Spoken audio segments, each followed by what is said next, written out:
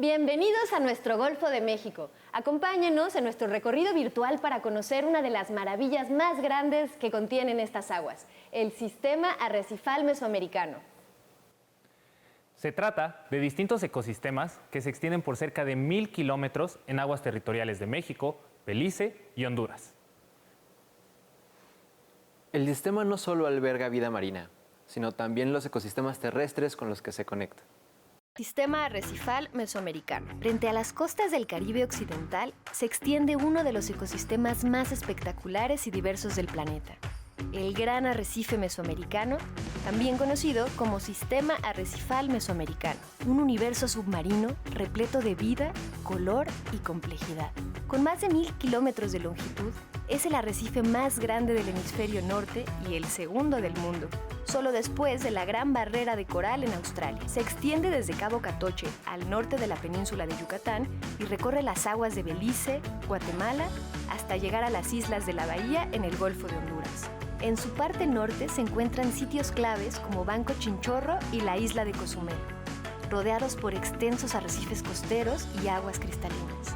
En sus aguas habitan más de 500 especies de peces, 350 de moluscos y una amplia variedad de crustáceos, además de 65 especies de corales pétreos.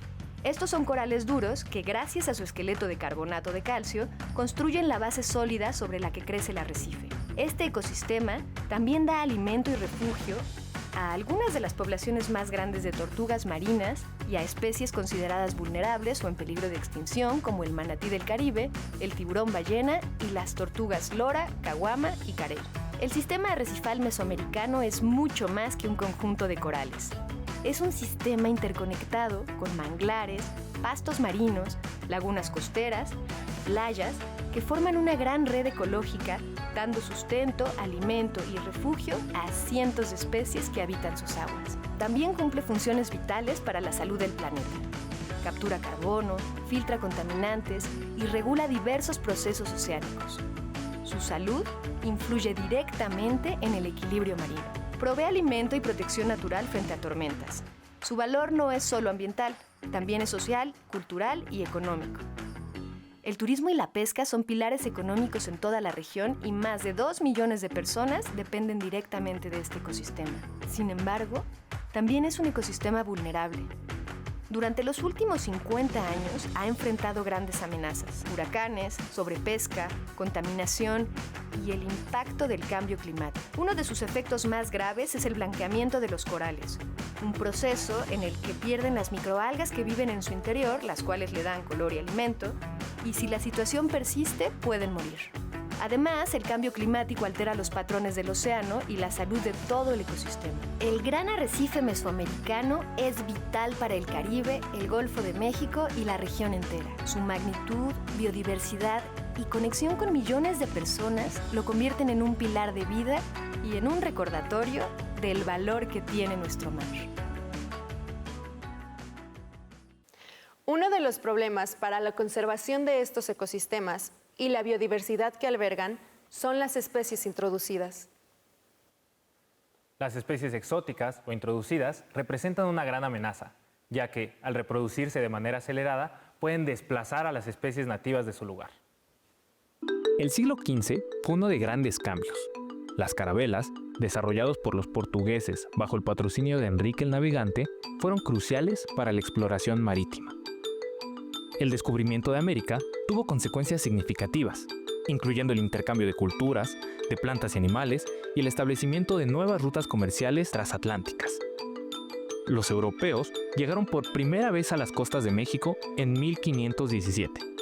En 1519, Hernán Cortés dirigió la tercera y más famosa expedición, que culminó con la conquista del Imperio Mexica. El intercambio cultural fue inmediato. Los españoles introdujeron especies nunca antes vistas en este continente. Sin embargo, no todas las especies introducidas fueron intencionales. Por ejemplo, diversos virus y bacterias causaron epidemias que acabaron con gran parte de la población americana. Con la expansión del comercio marítimo, los barcos conectaron continentes, y con ello llegó un pasajero inesperado: las semillas de Melinis repens, mejor conocido como pasto rosa. Se piensa, las semillas llegaron a América incrustadas en la ropa y las botas de los conquistadores españoles. El pasto rosa se reproduce principalmente por semillas, que son dispersadas por el viento, los animales y las actividades humanas. Esta eficiente estrategia de reproducción le permite colonizar rápidamente nuevos territorios. El pasto rosa es una especie invasora que desplaza plantas nativas y facilita el desarrollo de incendios. Esta planta se caracteriza por sus tallos delgados y sus hojas lanceoladas de color verde claro. Sin embargo, su rasgo más distintivo son sus espigas florales, que exhiben una amplia gama de tonalidades rosadas, violáceas y plateadas.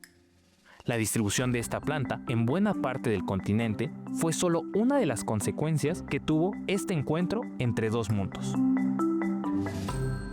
Hay especies emblemáticas que cumplen un rol fundamental en el equilibrio del ecosistema y además le dan identidad a la localidad, como es el caso del flamenco rosado en la reserva de Celestún. Esta ave se mueve por la península de Yucatán de acuerdo a las condiciones del agua y la disponibilidad de alimento. Se ha observado que durante los meses de invierno los flamencos se congregan en Celestún, aprovechando los niveles de agua bajos, lo que les facilita su alimentación. Pero Celestún va mucho más allá de albergar a esta hermosa especie. En el noreste de la península de Yucatán existe un sitio impresionante, la Reserva de la Biosfera Ría Celestún. Esta área protegida es parte de la red de humedales del norte de la península de Yucatán y el hogar de cientos de plantas y animales distintos, entre otras de aves migratorias y residentes. Aquí habita una especie espectacular, el flamenco rosado. Estas aves tienen un plumaje rosa o naranja, un cuello forma de S que pueden alargar o encoger según sus necesidades, un pico curvo, extremidades largas y delgadas que parecieran poco aptas para sostener el peso de su cuerpo y patas con membranas entre los dedos. Estas características le permiten vivir y alimentarse en aguas salobres, poco profundas, donde casi no existen depredadores. Los flamencos no se aventuran a zonas profundas ni se meten tierra adentro. A diferencia de otras aves que viajan de norte a sur del continente, los flamencos realizan su migración de este a oeste, desde Celestún, donde pasan los meses de noviembre a marzo, hasta Ría Lagartos, donde generalmente se reproducen, construyen sus nidos y cuidan de sus crías. Y al año siguiente repetirán el mismo viaje. Los flamencos construyen nidos que parecen pequeños volcanes, con el lodo que encuentran en el fondo de la laguna y plumas, piedras, hojas y ramitas. Los padres suelen mantenerse unidos a lo largo de su vida y ambos se encargan de construir el nido, incubar al huevo y cuidar a su cría. Los bebés flamencos son blancos, con extremidades y cuellos cortos y el pico recto, muy distinto a sus padres. En la península de Yucatán, los flamencos se alimentan de organismos pequeños como moluscos, larvas de insectos y crustáceos de color naranja, que son los responsables de dar la coloración rosada o naranja de sus plumas. Su forma de alimentarse es singular. Se mantienen erguidos y sumergen la cabeza a la altura de sus patas, alargando o acortando el cuello. De esta manera, quedan con la cabeza invertida. Su pico está cubierto de hileras de lamelas, estructuras óseas que funcionan como un filtro, de manera similar a las barbas de algunas ballenas. Mueven sus patas y balancean su cabeza, y con ayuda de su lengua grande y poderosa, hacen pasar el lodo por las lamelas, reteniendo a los organismos que necesitan y expulsando el resto. El flamenco es probablemente el animal más vistoso de la reserva y la que atrae a más visitantes. Por eso es considerada una especie sombrilla, ya que, al protegerla a ella, se conservan también los miles de habitantes de la reserva, muchos endémicos o en peligro de extinción. Solo así, podremos asegurar que este paraíso siga siendo un refugio para la vida silvestre y un legado para las generaciones futuras. Hay eventos que cambian al mundo. Y muchas veces solo nos quedan evidencias de esos eventos, como en el caso de la península de Yucatán.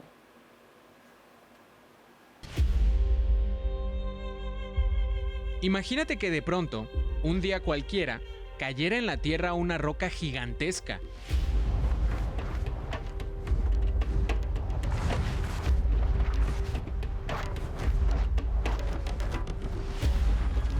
Esto sucedió hace cerca de 66 millones de años, cuando un asteroide chocó contra nuestro planeta en lo que ahora es la península de Yucatán, región que aún se encontraba bajo el mar. La colisión produjo una serie de sucesos devastadores. El meteorito se pulverizó como resultado del impacto. Se formó un cráter de cerca de 200 kilómetros de diámetro y más de 2 de profundidad. Se generaron gigantescos tsunamis, incendios y terremotos. Millones de toneladas de polvo quedaron suspendidas en la atmósfera, bloqueando el paso de la luz del sol. Bajó la temperatura y reinó la oscuridad. Las plantas no pudieron llevar a cabo la fotosíntesis y en poco tiempo murieron. Y como las plantas son la base de casi todos los ecosistemas de la Tierra, desapareció cerca de 3/4 partes de la vida que dependía de ellas. Ocurrió la quinta extinción. Entre otros grupos de animales, se murieron la mayoría de los dinosaurios, que habían reinado en la Tierra durante más de 150 millones de años. Desaparecieron también los reptiles y mamíferos grandes y los amonites.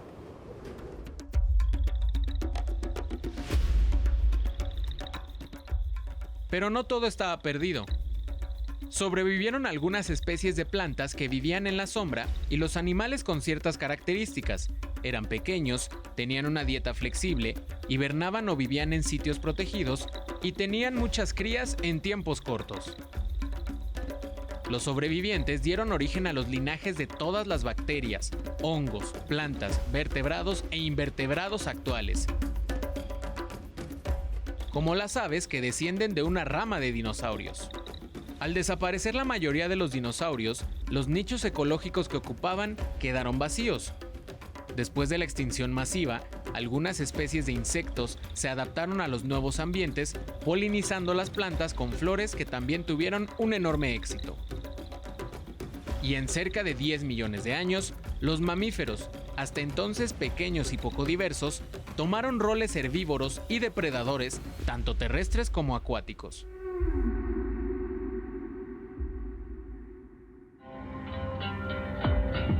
La vida encontró su camino.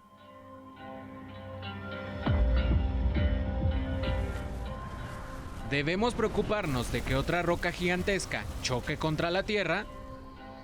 Los científicos piensan que esto es muy poco probable. Lo que sí está sucediendo es que la destrucción de ecosistemas, la sexta extinción de especies, los cambios en el clima global, podrían ocasionar un cataclismo de proporciones globales. Este no es un cuento chino. Vemos señales de que está ocurriendo por todos lados. Más que un nuevo meteorito, es esto lo que debe preocuparnos.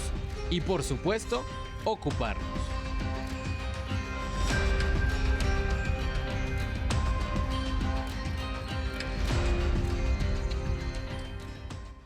La tortuga lora es un ejemplo de ello. Desafortunadamente, este reptil se encuentra en la lista roja de especies amenazadas de la Unión Internacional para la Conservación de la Naturaleza. No obstante, ya se toman medidas para su conservación. 7 especies de tortugas marinas recorren las aguas de prácticamente todos los océanos del mundo, salvo en las regiones polares. Todas ellas se encuentran en peligro de extinción. Las tortugas marinas pasan la mayor parte de su vida en el mar y cuando llega el momento propicio, regresan a las costas donde nacieron.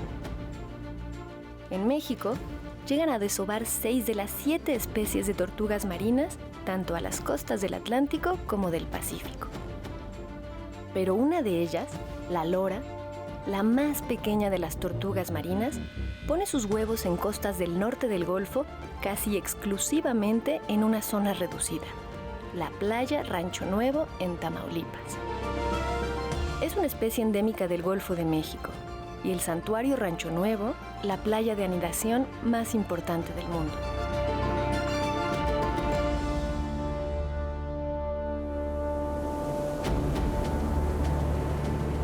Contamos con un registro del año 1947, donde llegaron 40.000 tortugas lora a desovar en un solo día.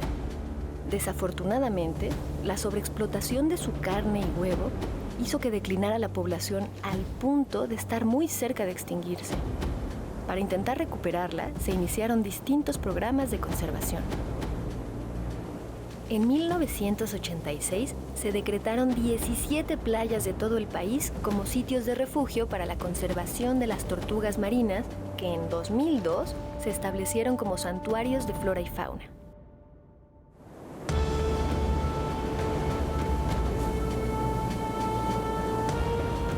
Actualmente, la población se recupera, aunque aún se encuentra en riesgo.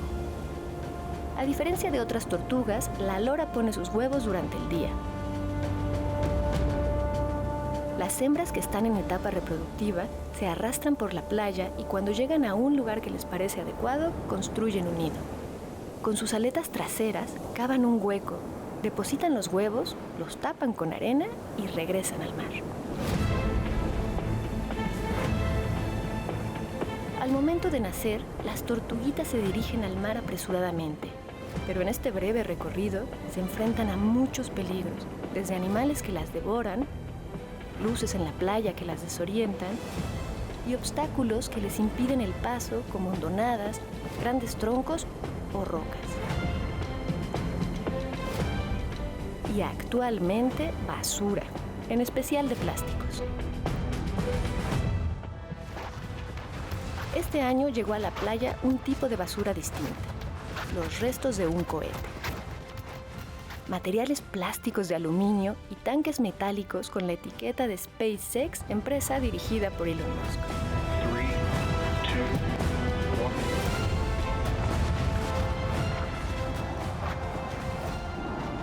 1. ¿Cómo llegaron estos restos a la playa Rancho Nuevo? El 27 de mayo, el cohete Starship de la empresa SpaceX fue lanzado desde la base Starbase, ubicada en Boca Chica, Texas, a pocos kilómetros de la desembocadura del Río Grande. Parte de la nave explotó a los pocos minutos de lanzamiento tras separarse del propulsor.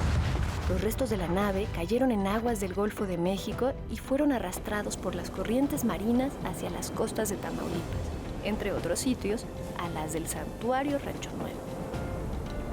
Algunos de los fragmentos son pequeños y pueden ser ingeridos por especies marinas y costeras, incluidas la tortuga lora.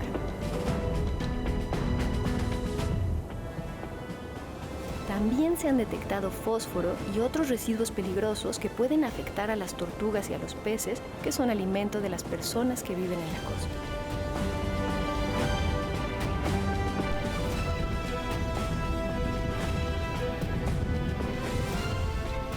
Pocos días después, el 18 de junio, otra nave espacial Starship explotó durante una prueba de encendido. La explosión generó escombros que volaron a grandes distancias.